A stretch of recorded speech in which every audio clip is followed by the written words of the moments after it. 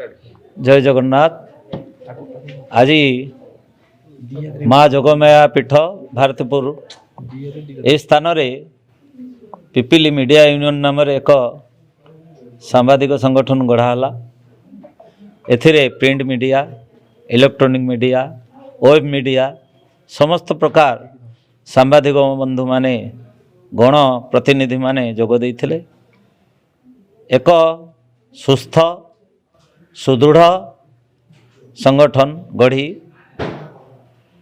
पिपिली अंचलर उन्नति सहित विकास सहित सामिल हेबा पई एवं सान बड़र भावना न रखी समस्ते समाज पई जागृत प्रहरी समस्ते समाज पई समय दे संवाद परिवेषण करुचंती।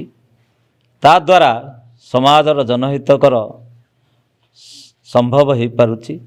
तेणु आज ये पवित्र पीठरे पिपिली मीडिया यूनियन जो थे 20 रु ऊर्ध आउ गणमाध्यम प्रतिनिधि जोगदे एक स्वर रे मो नुहे आमे एवं सत्य और निष्ठा आमर व्रत यही प्रकार संकल्प नहीं समस्ते सुदृढ़ भाव में हाथ मुठा को टाण करी आगामी दिन रे एक सुंदर सुस्थ गणमाध्यमर प्रतिफलन पिपिली अंचल देखेबे बोली आज समस्ते एकत्रित ही आउ संकल्पबद्ध होइचंती।